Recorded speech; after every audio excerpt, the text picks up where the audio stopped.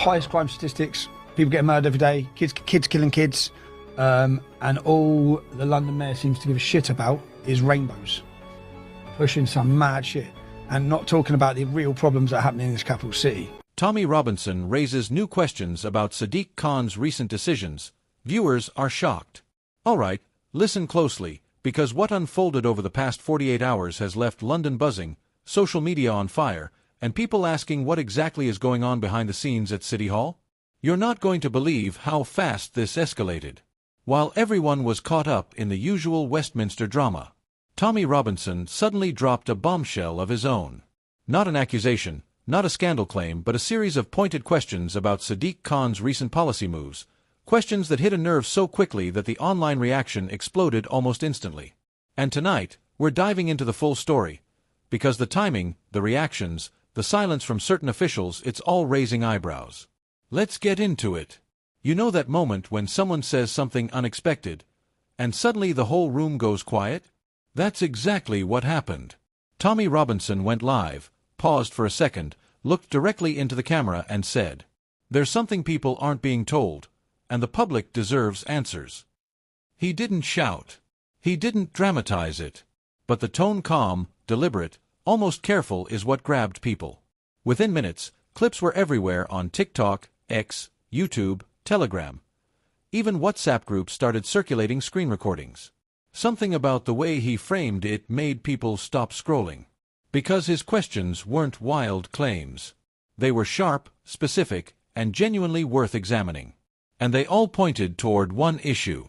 A series of decisions made by Sadiq Khan's administration in the past 2 weeks, decisions many Londoners weren't even aware had happened. Here's the part everyone is talking about.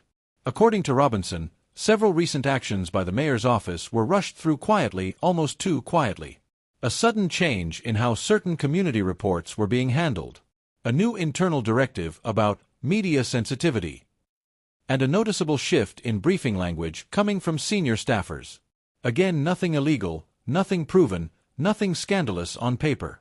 But the pattern, the timing, that's what sparked questions. Robinson's message was essentially this: transparency is key.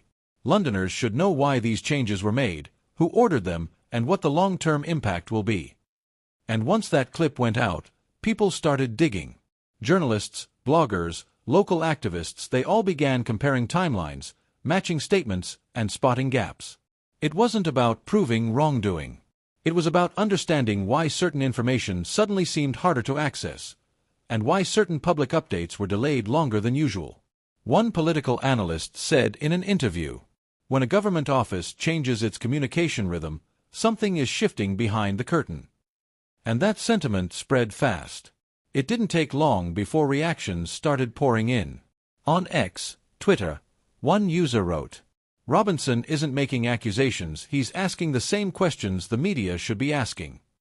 Another said, "Every time things get uncomfortable for City Hall, information becomes harder to get." Why? A London-based journalist posted, "Odd. We requested 2 simple updates from the mayor's office last week.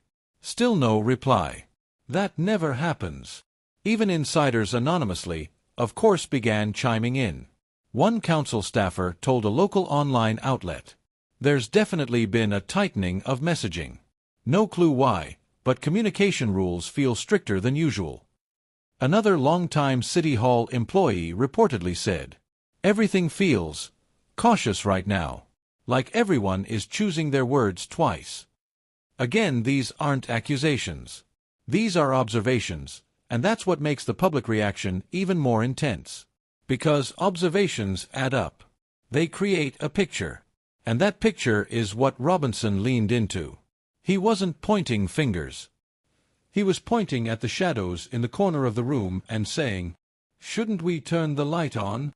London is tense right now. Economically, socially, politically, the city feels stretched. So when a public figure like Tommy Robinson raises questions about leadership transparency, people pay attention, whether they agree with him or not. Because trust is fragile.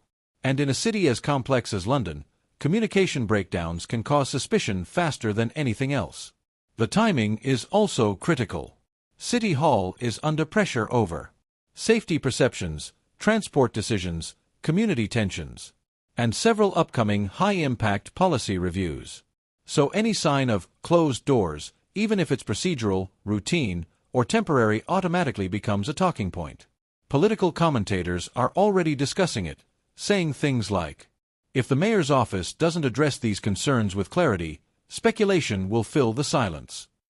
That's exactly what's happening now. Live streams are debating it. Radio hosts are bringing it up.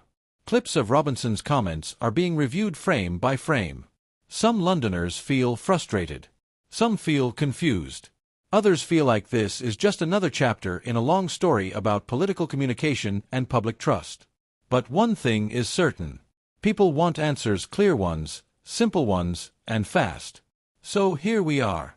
A few questions from Robinson. A few unusual moves inside City Hall. A wave of public interest. And suddenly this has become the conversation of the week. And the real question now is this. Will Sadiq Khan, or his administration, respond clearly and directly to the concerns being raised? Because silence creates speculation. And speculation grows fast, especially online. This could fade in days. Or it could ignite a much bigger discussion about transparency, communication, and trust in London's leadership. Right now, all eyes are watching. And the next move, the next statement, the next explanation might be the moment that decides how big this story becomes. For now, the questions remain. And London is waiting.